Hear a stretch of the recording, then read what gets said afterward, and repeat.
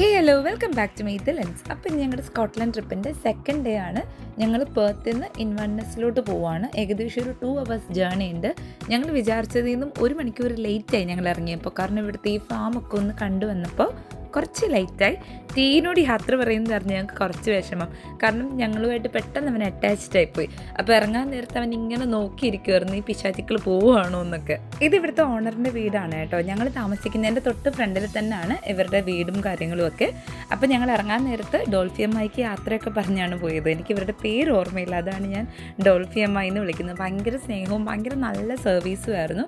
അപ്പം ഞങ്ങൾ അവിടെ നിന്ന് യാത്രയൊക്കെ പറഞ്ഞ് തിരിച്ച് ഇൻവെർണസിലോട്ട് പോവുകയാണ്. രാവിലെ ഒരു കാലിച്ചായ മാത്രം കുടിച്ചതുകൊണ്ട് അവൻ വണ്ടി കയറിയപ്പോൾ തന്നെ വിശപ്പ് ഞങ്ങളെ മാടി വിളിക്കാൻ തുടങ്ങി. എനിക്ക് വിശക്കടൂ. ആ കണ്ടതാണ് സത്യം. വഴിയിൽ എവിടെയെങ്കിലും നിർത്തി എന്തെങ്കിലും കഴിക്കാമെന്ന് ഓർത്ത് കഴിഞ്ഞാൽ കാടും മേടും അല്ലാതെ ഒരൊറ്റ കട പോലും ഞങ്ങൾ കണ്ടില്ല. പിന്നെ വണ്ടി നേരെ ഇൻവെർണസിലോട്ട് വിട്ടു. കിട്ടിയെടുത്ത് വണ്ടിയും പാർക്ക് ചെയ്ത് ഫുഡും തപ്പി ഞങ്ങൾ എല്ലാവരും ഇറങ്ങി. സത്യം പറഞ്ഞാൽ ഞങ്ങൾ രാവിലെ ഒരു 8 മണിക്ക് ഇറങ്ങിയിട്ട് ബ്രേക്ക്ഫാസ്റ്റ് ഇൻവെർണസിൽ നിന്നാക്കണമെന്നായിരുന്നു ഞങ്ങളുടെ പ്ലാൻ എ. പക്ഷെ അത് നടന്നില്ല. കാരണം ഫാം ഒക്കെ ഒന്ന് ചുറ്റിക്കറങ്ങി വന്നപ്പോൾ 10 മണിയായി അവിടെ നിന്ന് ഇറങ്ങാനായിട്ട്. പിന്നെ പ്ലാൻ ബി എന്താണെന്ന് വെച്ചാൽ എങ്ങനെ പോകുന്നു അങ്ങനെ ആവട്ടെ എന്നായിരുന്നു. അതുപോലെ തന്നെ പ്ലാൻ ബി ആണ് ഇവിടെ സംഭവിച്ചിരിക്കുന്നത്. എനിക്കിത് ഈ ബ്രിഡ്ജ് കണ്ടപ്പോൾ നമ്മുടെ ടവർ ബ്രിഡ്ജിൻ്റെ ഒക്കെ ഒരു ചെറിയ മിനിയേച്ചർ വേർഷൻ പോലെയാണ് എനിക്ക് തോന്നിയത്. ഇവിടെ പ്രത്യേകിച്ച് കാണാൻ എന്തെങ്കിലും ഉള്ളതായിട്ട് എനിക്ക് തോന്നിയില്ല. കാരണം ഞങ്ങൾ കൂടുതൽ എക്സ്പ്ലോറിംഗ് ഒന്നും ചെയ്തില്ല ഇൻവെർണസിൽ. പിന്നെ ഇവിടുത്തെ ഈ ബിൽഡിങ്സ്, നമ്മുടെ ഈ ട്രഡീഷണൽ കൾച്ചറിനെ എൻറിച്ച് ചെയ്യുന്ന കുറേ ബിൽഡിങ്സും അങ്ങനെയൊക്കെ ഞങ്ങൾ കണ്ടുള്ളൂ. ഞങ്ങൾ മെയിനായിട്ട് NC500 കയറാനാണ് ഇൻവെർണസിൽ വന്നത്. സത്യം പറഞ്ഞാൽ NC500 കയറാൻ ഇൻവെർണസിനകത്തോട്ട് കയറണം എന്നില്ല, ടൗണിനകത്തോട്ട് കയറണം എന്നില്ല, പുറത്തുകൂടിയും പോവാം. പക്ഷേ ഞങ്ങൾ ലഞ്ചൊക്കെ കഴിച്ച് റിലാക്സായി പോകാനായിട്ടാണ് ടൗണിനകത്തോട്ട് കയറിയത്.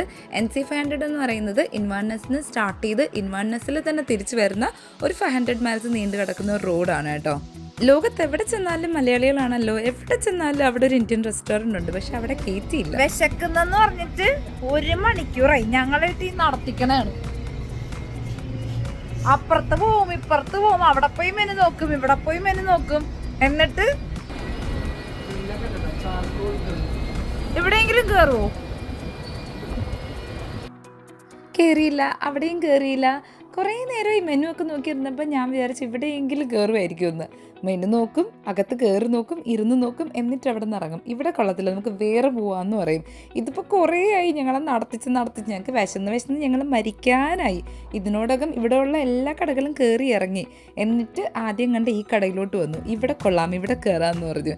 ഇവിടെയെങ്കിൽ ഇവിടെ കയറി എന്തെങ്കിലും കഴിക്കാമെന്ന് ഓർത്ത് ഞങ്ങളും കയറി. വിശന്ന് എൻ്റെ ബോധം പൊക്കോണ്ടിരിക്കുന്നതുകൊണ്ടാണോ എന്നറിയത്തില്ല, കണ്ണിനൊരു ചെറിയ മങ്ങൽ ഫീൽ ചെയ്യുന്നുണ്ട്. നിങ്ങൾക്ക് തോന്നുന്നുണ്ടോ? നിങ്ങൾക്ക് തോന്നത്തില്ല. കാരണം എനിക്ക് പണ്ടേ ഒരു ചെറിയ മംഗോളിയൻ ലുക്ക് ഉണ്ടെന്ന് നാട്ടുകാരും വീട്ടുകാരും ഒക്കെ പറയാറുണ്ട്. പക്ഷെ ഞാനത് മൈൻഡ് ചെയ്യാറില്ല.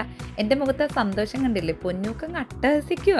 ഈശ്വര, ഫുഡ് വരുന്നതിന് മുന്നേ ബസ് മയങ്ങി വീഴുമെന്നാണ് തോന്നുന്നത്. ഞങ്ങൾ കണ്ണിൽ കണ്ടതൊക്കെ ഓർഡർ ചെയ്തിട്ടുണ്ട്. എന്തൊക്കെയാണെന്ന് ഞങ്ങൾക്ക് തന്നെ അറിയത്തില്ല. തമ്പുരാനറിയാം. ഫുഡ് വരുമ്പോൾ അറിയാം എന്താണ് ഓർഡർ ചെയ്തേക്കുന്നതെന്ന്. ഇത്രയും നേരം വിഷം നലഞ്ഞ് നടന്നുകൊണ്ട് ഇച്ചിരി വെറൈറ്റി ആയിക്കോട്ടെ എന്ന് ഓർത്തിട്ട് വായി കൊള്ളാത്ത സാധനങ്ങളൊക്കെയാണ് ഞങ്ങൾ ഓർഡർ ചെയ്ത് കൊടുത്തേക്കുന്നത്. വായി കൊള്ളാത്തതായതുകൊണ്ട് ഇങ്ങനെ തൊട്ടൊക്കെയാണ് കാണിച്ചത്, ചേട്ടാ ഇത് മതി എന്നൊക്കെ. എന്തായാലും വന്നപ്പോൾ ഇത് ഒരു ഫിഷിൻ്റെ ഒരു ഡിഷാണ്. സ്ക്വിഡും പാസ്തയൊക്കെ ആയിട്ട് സാൽമണൊക്കെ ആയിട്ട് നല്ലൊരു ഡിഷായിരുന്നു. എനിക്കിഷ്ടമായി ഇത്. പക്ഷേ അപ്പുറത്തിരിക്കുന്ന സാധനം അവർ ഓർഡർ ചെയ്തപ്പോഴേ പറഞ്ഞു തലേന്നത്തെ ബീഫ് വിസ്കിയിലിട്ടെടുത്തതും അങ്ങനെ എന്തോ ഒരു സാധനമാണെന്നാണ് അവർ പറഞ്ഞത്. സത്യം പറഞ്ഞാൽ എൻ്റെ മണം അടിച്ചപ്പോൾ തന്നെ എൻ്റെ ശിവനെ എനിക്കിനി വേറെ ഒന്നും വേണ്ടാത്ത അവസ്ഥയായിരുന്നു. അത്രയ്ക്കും ഒരു വാട്ട മണമായിരുന്നു. പക്ഷേ എന്തുകൊണ്ടോ ബസ് അത് കഴിക്കുന്നുണ്ട്. ബസ് സത്യം പറഞ്ഞാൽ മദ്യം കൈകൊണ്ട് പോലും തൊടാത്ത ആളാണ്. പക്ഷേ അതവൻ നന്നായിട്ട് കഴിക്കുന്നുണ്ട്. എനിക്ക് എൻ്റെ മണം ഒട്ടും ഇഷ്ടമായില്ല. കാരണം വിസ്കിയുടെ ഒരു സ്മെല്ലും പിന്നെ ഒരു പഴകിയ ടേസ്റ്റും എനിക്കൊട്ടും ഇഷ്ടമായില്ല.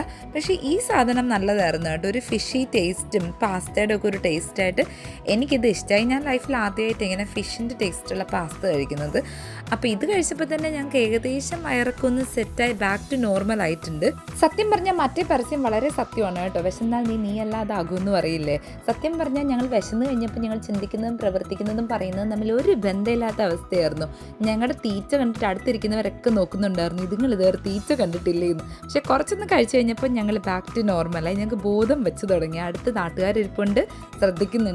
ഇത് മാത്രമല്ല, ഞങ്ങൾ വേറൊരു സാധനം ഓർഡർ ചെയ്തിട്ടുണ്ട്.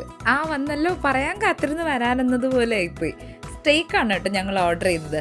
പക്ഷേ ഒരു പ്രശ്നം പറ്റിപ്പോയത്, ഞങ്ങളുടെ ഓർഡർ എടുത്ത ആൾ ഞങ്ങളോട് പറഞ്ഞു ഇത് 2 പേർക്ക് കഴിക്കാനുള്ളതേ ഉള്ളൂ, ഭയങ്കര ചെറിയ പോർഷനാണെന്ന്. പക്ഷേ വന്നതിന് ശേഷമാണ് ഞങ്ങൾക്ക് മനസ്സിലായത് ഒരാഴ്ച ഞങ്ങൾക്ക് 4 പേർക്കും കഴിക്കാനുള്ളതുണ്ടായിരുന്നു എന്ന്. അപ്പോൾ ഓർഡർ എടുത്തപ്പോഴേ പുള്ളി ഞങ്ങളോട് ചോദിച്ചു എങ്ങനെയാണ് കുക്ക് ചെയ്യേണ്ടത്, മൈൽഡ് മതിയോ മീഡിയം വേണോ അതോ ഓവർ കുക്ക്ഡ് ആവണോ എന്ന്. കുറച്ച് റിച്ച് ആയിക്കോട്ടെ എന്ന് ഓർത്തിട്ട് ഞാൻ പറഞ്ഞു മൈൽഡ് മതിയെന്ന്. പക്ഷേ എനിക്കറിയത്തില്ലായിരുന്നല്ലോ ഇവരുടെ മൈൽഡ് എന്ന് പറയുമ്പോൾ കൊന്നിട്ട് അതേപോലെ ടേബിളിൽ കൊണ്ട് വെക്കുന്നതാണെന്ന്. കട്ട് ചെയ്യുമ്പോൾ അകത്തുനിന്ന് ബ്ലഡാണ് വന്നുകൊണ്ടിരുന്നത്. ചവച്ചിട്ട് നമുക്ക് ചവയ്ക്കാൻ പറ്റുന്നില്ല. ഈ പച്ച ഇറച്ചി കടിച്ച് കഴിക്കുമ്പോൾ ഒരു അവസ്ഥയായിരുന്നു. ആ ഒരു ടേസ്റ്റാണ് കിട്ടിക്കൊണ്ടിരുന്നത്. കഴിക്കുമ്പോൾ കണ്ടില്ലേ, കട്ട് ചെയ്യുമ്പോൾ കണ്ടില്ല അകത്തുനിന്ന് ആ ഒരു റെഡ് കളറിൽ. നമുക്ക് മൈൽഡ് എന്ന് പറയുമ്പോഴത്തേനും ഒരു ഇത്തിരിയെങ്കിലും കുക്ക് ചെയ്യണ്ടേ. ഇതൊട്ടും കുക്ക് ചെയ്തിട്ടില്ലായിരുന്നു, ഞങ്ങൾക്ക് കഴിക്കാനേ പറ്റുന്നുണ്ടായില്ല. പിന്നെ സൈഡിലുള്ള ഓണിയൻ റിങ്സും ഫ്രഞ്ച് ഫ്രൈസും ഒക്കെ വെച്ചാണ് അഡ്ജസ്റ്റ് ചെയ്തത്. ബസ്സയുടെയൊക്കെ മുഖം കണ്ടില്ലേ, ഒരു വികാരം ഇല്ലാത്ത പോലെ. സത്യം പറഞ്ഞാൽ ഇങ്ങനെ ഒരു സ്റ്റേക്ക് ഞാൻ എൻ്റെ ജീവിതത്തിൽ കഴിച്ചിട്ടില്ല. ഫസ്റ്റ് ബൈറ്റ് പോലെയല്ല പിന്നത്തെ ബൈറ്റൊന്നും. ഫസ്റ്റ് ബൈറ്റ് പിന്നെ ഉള്ളിലോട്ട് ചെല്ലുന്നവർ ഞാനേ പലയിടത്തും പോയി പല സ്റ്റേക്കും കഴിച്ചിട്ടുണ്ട്, പക്ഷെ ഇങ്ങനെ ഒരു സ്റ്റേക്ക്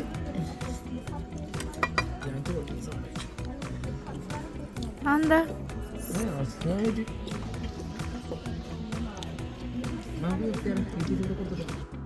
ഞങ്ങളെക്കൊണ്ട് പറ്റുന്നത് പോലെ ഞങ്ങൾ ഫിനിഷ് ചെയ്തിട്ടുണ്ട്, അഥവാ അവന്മാരെ കൊണ്ട് കഴിപ്പിച്ചിട്ടുണ്ട്. എല്ലാം കഴിഞ്ഞ് ഇറങ്ങാൻ നേരത്താണ് അവർ പറയുന്നത് കുക്കായില്ലെങ്കിൽ ഞങ്ങൾ ഒന്നും കൂടെ കുക്ക് ചെയ്ത് തരാമായിരുന്നല്ലോ എന്ന്. പിന്നെ ഇത് അവിടെ നിന്ന് കിട്ടിയ ഒരു മിൻറ്റിൻ്റെ ഒരു സ്വീറ്റാണ് കേട്ടോ, കാണാൻ നല്ല ഭംഗിയില്ല, അതുകൊണ്ട് ഞാൻ എടുത്തു വെച്ചതാണ്. എന്നിട്ട് പിന്നെ ഞങ്ങൾ NC500 ഇങ്ങനെ യാത്ര പോവുകയാണ്. NC500 എന്ന് പറയുമ്പോൾ നോർത്ത് കോസ്റ്റ് ലൈനാണ്. നമ്മുടെ സ്കോട്ട്ലൻഡിൻ്റെ ഈ ഒരു ഭംഗിയൊക്കെ ആസ്വദിച്ച് പോകാൻ പറ്റിയ ഒരു ഡ്രൈവേഴ്സ് പാരഡൈസ് എന്നൊക്കെ പറയാം. അങ്ങനെ വഴിയരികിൽ ഒരു ചെറിയൊരു കുളം കണ്ടപ്പോൾ ആദ്യം അടിപൊളി സീനറി എന്നും പറഞ്ഞ് നമുക്ക് ഡ്രോൺ പറത്താമെന്നും പറഞ്ഞ് ഇവന്മാർ ഞങ്ങളെയും കൊണ്ട് ഇറക്കിയതാണ് കേട്ടോ.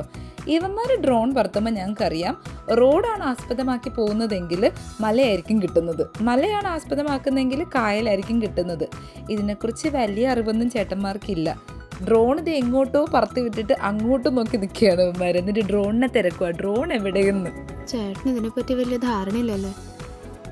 ഇല്ല, അത് ഇത്രയും കണ്ടിട്ട് നിങ്ങൾക്ക് മനസ്സിലായില്ലേ. പിന്നെ ഒരൊറ്റ ഉപകാരമുള്ളത് ഡ്രോൺ എവിടെ നിന്നാണോ നമ്മൾ പറത്തിയത് അങ്ങോട്ട് തന്നെ തിരിച്ച് വരും എന്നുള്ളത് മാത്രമാണ്. കാരണം ഡ്രോണിന് മനസ്സിലായി ഇവന്മാരുടെ കൂടെ നിന്നിട്ട് ഒരു കാര്യമില്ല, ഇവന്മാർ എന്നെ എങ്ങോട്ടേലും പറത്തി വിടുന്നു. അതുകൊണ്ട് ഡ്രോൺ തന്നെ തിരിച്ച് വരുമല്ലോ എന്നത് മാത്രമാണ് ഞങ്ങളുടെ ഒറ്റ ആശ്രയം. വന്നല്ലോ നമ്മുടെ കഥാനായകന്മാർ. ആ നിപ്പ് കണ്ടാൽ തോന്നും ഏതോ ഹോളിവുഡ് മൂവിയുടെ ഡ്രോൺ ഷൂട്ടാണെന്ന്. പക്ഷേ സത്യം പറഞ്ഞാൽ എങ്ങോട്ടോ പറത്ത് വിട്ട ഡ്രോണിനെ തിരിച്ച് കൊണ്ടുവരാൻ ഇവർ കഷ്ടപ്പെടുന്നതാണിത്. ഡ്രോണിനാണെങ്കിൽ ഒട്ടും തിരിച്ച് വരണ്ടെന്ന്. കാരണം ഒന്നെങ്കിൽ അങ്ങോട്ട് പോ ഇങ്ങോട്ട് വാ, അങ്ങോട്ട് പോ ഇങ്ങോട്ട് വാ എന്നൊക്കെ പറഞ്ഞ് അതിനെ അങ്ങ് കഷ്ടപ്പെടുത്തുക. അങ്ങനെ അവസാനം പ്രയത്നിച്ച് ഡ്രോൺ താഴെ വരാമെന്ന് സമ്മതിച്ചിട്ടുണ്ട്. പിന്നെ പിണങ്ങിപ്പോയ ഡ്രോണിനെയും പൊതിഞ്ഞു കിട്ടി ഞങ്ങൾ അവിടെ നിന്ന് യാത്ര തിരിച്ചു. ആക്ച്വലി ഈ റോഡിന് നമ്മൾ ഹൈലാൻഡ്സ് എന്നും പറയും. അപ്പോൾ ഹൈലാൻഡ്സിലൂടെ പോകുമ്പോൾ ഒത്തിരി ഡിസ്റ്റിലറീസ് നമുക്ക് കാണാൻ പറ്റും. ഈ വിസ്കീസൊക്കെ ഉണ്ടാക്കുന്ന, അവിടുത്തെ കോമൺ വിസ്കീസൊക്കെ ഉണ്ടാക്കുന്ന. അപ്പോൾ അതിലൊരു ഡിസ്റ്റിലറിയിൽ ഞങ്ങൾ പോയപ്പോൾ അവർ പറഞ്ഞു പറ്റില്ല, കയറി കാണാൻ പറ്റില്ല, അപ്പോയിൻമെൻ്റ് ഒക്കെ വേണമെന്ന്. പിന്നെ പുറത്തുനിന്ന് കുറച്ച് വീഡിയോസും ഫോട്ടോസും ഒക്കെ എടുത്തിട്ട് ഞങ്ങൾ വീണ്ടും അവിടെ നിന്ന് യാത്ര തിരിച്ചു നേരെ ജോൺ ഗ്രോഡ്സിലോട്ട്. അങ്ങനെ ഞങ്ങൾ പൊയ്ക്കൊണ്ടിരിക്കുമ്പോഴത്തേനുമാണ് വീണ്ടും ഒരു അടിപൊളി സീനറി കണ്ടത്. ആക്ച്വലി ഈ ഹൈലാൻഡ്സ് വേയിലൂടെ പോകുമ്പോഴത്തേനും രണ്ട് സൈഡും ഭയങ്കര ബ്യൂട്ടിഫുൾ പ്ലേസസ് ആണ് കേട്ടോ. നമുക്ക് ഇറങ്ങി നിന്ന് കണ്ടുപോകാൻ തോന്നും, അത്രയും നല്ല രസമുള്ള സ്ഥലങ്ങളാണ്. അങ്ങനെ ഇവന്മാർ വീണ്ടും ഡ്രോൺ പറത്താനാണ് കേട്ടോ ഇറങ്ങിയത്. പക്ഷേ എന്തോ ചില റെസ്ട്രിക്ഷൻസ് ഉള്ളതുകൊണ്ട്, അത് റെസ്ട്രിക്റ്റഡ് ഏരിയ ആയതുകൊണ്ട് ഡ്രോൺ പറത്താൻ പറ്റിയില്ല. പക്ഷേ ഇവിടുത്തെ കുറേ ശവകുടീരങ്ങളൊക്കെ കണ്ട് അവരോട് ടാറ്റ ബൈ ബൈ ഒക്കെ പറഞ്ഞ് ഒന്നും രണ്ടും ഒക്കെ മിണ്ടിയിരുന്ന് കുറച്ച് നേരം ഞങ്ങൾ അവിടെയൊക്കെ നിന്നിട്ട് വീണ്ടും അവിടെ നിന്ന് യാത്ര തിരിച്ചു. അപ്പോഴാണ് ഞാൻ സത്യം മനസ്സിലാക്കിയത് എന്നെ ഒറ്റയ്ക്കിട്ടിട്ട് അവർ പോയിന്ന്. തീരെ പേടിയുണ്ടായിട്ടല്ല, എന്നാലും ജീവനും പിടിച്ച് ഞാൻ അവരുടെ പുറകെ ഓടി. അങ്ങനെ പോകുമ്പോഴാണ് റെയിൻബോ നല്ല ക്ലിയർ ആയിട്ട് എനിക്ക് കിട്ടിയത്. അപ്പോൾ ജോൺ ഗ്രോഡ്സ് എന്ന് പറയുന്നത് നോർത്ത് ഈസ്റ്റേൺ സൈഡിലെ എൻഡിൽ സ്ഥിതി ചെയ്യുന്ന ഒരു ചെറിയൊരു വില്ലേജാണ്. കാണാൻ ഭയങ്കര ബ്യൂട്ടിഫുൾ ആയിട്ടുള്ള ഒരു കോസ്റ്റൽ സൈഡിൽ സ്ഥിതി ചെയ്യുന്ന വില്ലേജാണ് കേട്ടോ ജോൺ ഗ്രോഡ്സ് എന്ന് പറയുന്നത്. അത് മാത്രമല്ല ഈ ഹൈലാൻഡ്സ് ട്രാവൽ ചെയ്ത് NC500 കവർ ചെയ്ത് വരുന്നവർക്ക് ഈ ജോൺ ഗ്രോഡ്സ് എന്ന് പറയുന്നത് ഒരു ലാൻഡ്മാർക്ക് പോലാണ്. ഇവിടെ വന്നൊരു ഫോട്ടോ ഒക്കെ എടുത്ത് പോകാമെന്ന് പറയുന്നത്. കാരണം നോർത്ത് ഈസ്റ്റേൺ എൻഡിലുള്ള ഒരു വില്ലേജും കൂടിയാണല്ലോ. അപ്പോൾ ഇത്രയും ദൂരം കവർ ചെയ്തു എന്നൊക്കെ പറയുമ്പോഴത്തേനും അതൊരു ബക്കറ്റ് ലിസ്റ്റ് പോലെയുമാണ്. പിന്നെ ഈ കോസ്റ്റൽ സീനറി ഒക്കെ ഇഷ്ടപ്പെടുന്നവർക്ക് വന്നു പോകാൻ പറ്റിയ നല്ലൊരു അടിപൊളി പ്ലേസും കൂടെയാണ്. അതുമാത്രമല്ല സ്റ്റേക്കേഷൻസ് ഒക്കെ ആണെങ്കിലും കടലിനെ ഫേസ് ചെയ്തിട്ടുള്ള സ്റ്റേക്കേഷൻസ് ഒക്കെ ഇവിടെ ഒത്തിരി ഉണ്ട്. അതുമാത്രമല്ല ഇത് ഒരു കോസ്റ്റൽ ബെൽറ്റ് ഏരിയ ആയതുകൊണ്ട് നല്ല സീ ഫുഡ് കിട്ടും. ലോബ്സ്റ്റേഴ്സ്, ക്രാബ്സ്, ഇതൊക്കെ നല്ല സീ ഫുഡ്സ് കിട്ടും. പിന്നെ സ്കോട്ട്ലൻഡും കൂടെ ആയതുകൊണ്ട് നല്ല മട്ടൺ ആൻഡ് ലാമ്പ് കിട്ടും. പിന്നെ ഇവിടുത്തെ ഷോർട്ട് ബ്രെഡ്സ് ഭയങ്കര ഫേമസ് ആണ് കേട്ടോ, സ്കോട്ടിഷ് ഷോർട്ട് ബ്രെഡ്സ് എന്ന് പറയുന്നത്. നമ്മുടെ ലണ്ടനിലൊക്കെ നമുക്ക് നല്ല റേറ്റ് കൊടുത്ത് വാങ്ങിക്കുന്നതാണ് ഷോർട്ട് ബ്രെഡ്സ്. അത് ഇവിടുത്തെ വൺ ഓഫ് ദ ഫേമസ് സാധനത്തിലൊന്നാണ് ഷോർട്ട് ബ്രെഡ്സ് എന്ന് പറയുന്നത്. പിന്നെ ചീസ് ആൻഡ് ഓട്സ് കേക്ക് എന്ന് പറയുന്നത് ഇവിടുത്തെ ഒരു one of the traditional pudding പോലെയാണ് ഓട്സ് കേക്ക് എന്ന് പറയുന്നത്. പിന്നെ ഇവിടുത്തെ ചീസും നല്ല ചീസും കിട്ടും ഇവിടെ. ഇതൊക്കെ ഞങ്ങൾക്ക് വാങ്ങിക്കാനും എക്സ്പ്ലോർ ചെയ്യാനും ഉള്ള ടൈം ഉണ്ടായില്ല, കാരണം ഞങ്ങളിതെല്ലാം ടച്ച് ചെയ്ത് പോകുന്നത് കൊണ്ട് ഞങ്ങൾക്കിതെല്ലാം മേടിക്കാനുള്ള ടൈമൊന്നും ഉണ്ടായില്ല. പക്ഷെ കുറേയൊക്കെ ഞങ്ങൾ എക്സ്പ്ലോർ ചെയ്തു. പിന്നെ ഇവിടെ പ്രത്യേകിച്ച് ചെയ്യാനൊന്നും ഇല്ലാതിരുന്നതുകൊണ്ട് ഞങ്ങൾ അങ്ങോട്ടും ഇങ്ങോട്ടും ഒക്കെ നടന്ന് കുറച്ച് വീഡിയോസും ഫോട്ടോസും ഒക്കെ എടുത്ത് തിരിച്ചു പോയി. ഇനി next contestant on the stage ലിനുവിൻ്റെ കുറച്ച് പെർഫോമൻസ് ആണ് കേട്ടോ. അവിടുന്ന് ഞങ്ങൾ നേരെ പോയത് ജോണഗ്രോഡ്സിൻ്റെ അടുത്ത് തന്നെ ആയിട്ടുള്ള ഒരു നെക്സ്റ്റ് അട്രാക്ഷനിലോട്ടാണ്. ഡങ്കൻസ്പി ഹെഡ് എന്ന് പറയും. ഭയങ്കര ഭംഗിയായിരുന്നു കേട്ടോ. ഈ കാണുന്ന പോലെ അല്ല, ഭയങ്കര ഭംഗിയാണ്. പക്ഷെ കുറച്ച് പേടി ഉണ്ടാകും കേട്ടോ. ഇത് ഇത്രയും നടന്ന് അങ്ങ് എത്തുമ്പോഴത്തേനും ആ കാഴ്ചയൊക്കെ കാണുമ്പോൾ ഒരു ചെറിയ പേടി ഉണ്ടാകും. എനിക്ക് പേടിയുണ്ടായിരുന്നു. എനിക്കിവിടെ കൂടെയൊക്കെ ഇങ്ങനെ നടന്നു പോകുമ്പോഴത്തേനും നമ്മുടെ മഞ്ഞുമേൽ ബോയ്സിൻ്റെ ഓർമ്മയാണ് എനിക്ക് വരുന്നത്. ഇവിടെ എവിടെയെങ്കിലും കുഴിയുണ്ടോ, ഞാൻ വീണു പോകുമോ എന്നൊക്കെ ഉള്ളൊരു പേടിയായിരുന്നു. പിന്നെ ഇത്രയും വലിയ മലയും കാര്യങ്ങളും ഒക്കെ കാണുമ്പോഴൊരു ചെറിയ പേടിയും ഉണ്ട് എനിക്ക് ഭയങ്കര പേടിയായിരുന്നു. എനിക്ക് അല്ലെങ്കിലും ഇതൊക്കെ ഭയങ്കര പേടിയുള്ളത് കൊണ്ടാണ്. പക്ഷെ കാണാൻ ഭയങ്കര ഭംഗിയുള്ള സീനറീസൊക്കെയാണ്. ഇവിടെ എവിടെ നോക്കിയാലും നമുക്ക് ഈ ഷീപ്പ് മെയിൻ നടക്കുന്നതാണ് കേട്ടോ കാണാൻ പറ്റുക. ആ ഒരു ഏരിയ മൊത്തം ഇവരുടെ അണ്ടറിലായതുപോലെയാണ് ഇവർ മൊത്തം ഇങ്ങനെ മെയിൻ നടക്കുന്നത്. ഈ താഴോട്ടൊക്കെ ഇവർ ഇറങ്ങിപ്പോവും. എങ്ങനെ തിരിച്ച് കയറി വരുമെന്ന് എനിക്കറിയത്തില്ല. പക്ഷേ ഭയങ്കര ഭംഗിയാണ് ഇത് കാണാൻ വേണ്ടിയിട്ട്. ഭയങ്കര ഭംഗിയാണ്. നിങ്ങളിത് ജോണഗ്രോഡ്സ് വരുവാണെങ്കിൽ ഈ പ്ലേസ് മിസ് ചെയ്യരുത്. എന്തായാലും വന്ന് കണ്ടിട്ട് പോകണം. എനിക്ക് തോന്നുന്നു അവിടെ നിന്ന് ഒരു 10 മിനിറ്റ് ഡ്രൈവേ ഉള്ളൂ. നമുക്ക് ജോണഗ്രോഡ്സിൽ നിൽക്കുമ്പോൾ ഈ സ്ഥലം കാണാൻ പറ്റും. പക്ഷേ കുറച്ച് വളവും തിരിവും ഒക്കെ കഴിഞ്ഞ് ഒരു 10 മിനിറ്റ് ഡ്രൈവ് ഉണ്ട് ഇങ്ങോട്ട് വരാനായിട്ട്.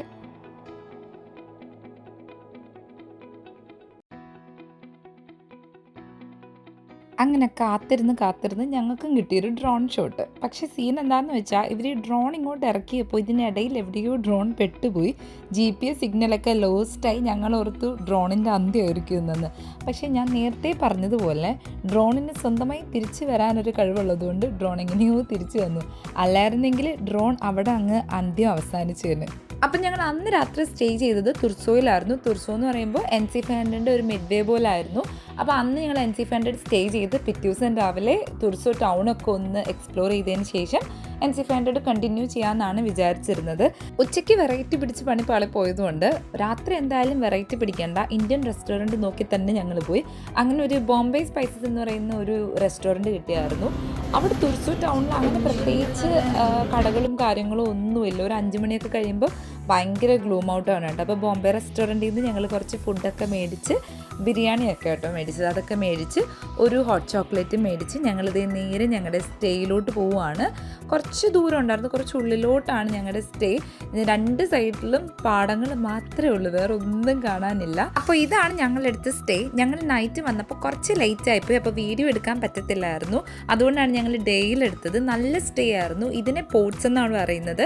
ഞങ്ങളെടുത്ത പോഡിൽ ആക്ച്വലി 4 ബെഡ് ഉണ്ടായിരുന്നു. ഞങ്ങൾക്കത് ധാരാളമായിരുന്നു. ടോയ്ലറ്റ് അപ്പുറത്താണ്. ടോയ്ലറ്റും കിച്ചണും ഒക്കെ ആയിട്ട് നല്ല സ്റ്റേ ആയിരുന്നു. ഞങ്ങൾക്ക് ഒത്തിരി ഇഷ്ടമായി. എനിക്ക് തോന്നുന്നു ഒരു ദിവസത്തേക്ക് 100 പൗണ്ട് എന്തോ ആയിരുന്നു കേട്ടോ 4 പേർക്ക്. പക്ഷെ നല്ല സ്റ്റേ ആയിരുന്നു. പിന്നെ ഞങ്ങൾ ബോംബെ റെസ്റ്റോറൻറ്റിൽ നിന്ന് മേടിച്ചുകൊണ്ട് വന്ന ഫുഡൊക്കെ കഴിച്ചു. ഒരു വികാരമില്ലാത്ത ശോകമൂകമായ ഫുഡായിരുന്നു. ഒരു വികാരമില്ല, എന്തെങ്കിലും ഒരു ടേസ്റ്റ് വേണ്ട, ഒന്നുമില്ല. പിന്നെ എല്ലാവരും വിശന്നിരുന്നുകൊണ്ട് എന്തൊക്കെയോ പറക്കി കഴിച്ചു. ബാക്കി ഞാൻ കളഞ്ഞു. അത്രയും ടേസ്റ്റ് ഇല്ലായിരുന്നു, കഴിക്കാനേ പറ്റത്തില്ലായിരുന്നു. ഞങ്ങളെല്ലാവരും ഭയങ്കര ടയേർഡ് ആയതുകൊണ്ട് നേരത്തെ കിടന്നുറങ്ങി. പിറ്റേ ദിവസം രാവിലെ തന്നെ ഞാൻ NC500 കണ്ടിന്യൂ ചെയ്യാനുള്ളതുകൊണ്ട് നേരത്തെ കിടന്നിറങ്ങി. രാവിലെ എഴുന്നേറ്റ് ഞങ്ങൾ ഡ്രസ്സ് ചെയ്ത് NC500 കണ്ടിന്യൂ ചെയ്യാനായിട്ട് റെഡിയായി. സത്യം പറഞ്ഞാൽ ഞങ്ങളുടെ വില്ലയുടെ അടുത്ത്, വില്ലയല്ല പോഡിന് അടുത്ത് തന്നെ കുറേ പോട്ട്സ് ഇങ്ങനെ ഉണ്ട്, അടുത്തടുത്തായിട്ടാണ് കേട്ടോ. അതുകൊണ്ട് രാത്രി ഒച്ച വെക്കാനൊന്നും പറ്റാത്തതുകൊണ്ടാണ് ഞങ്ങൾ രാത്രി വീഡിയോ എടുക്കാതിരുന്നത്. അപ്പോൾ ഞങ്ങൾ രാവിലെ എനിക്ക് തോന്നുന്നു നേരത്തെ തന്നെ ഒരു 7-8 മണിയൊക്കെ ആയപ്പോൾ തന്നെ അവിടുന്ന് ജേർണി സ്റ്റാർട്ട് ചെയ്തായിരുന്നു. അപ്പോൾ അടുത്ത വിശേഷങ്ങൾ അടുത്ത വീഡിയോയിൽ Day 3യുടെ വീഡിയോസ് വരുന്നുണ്ട്. Stay tuned for more videos. Tata bye bye, see U.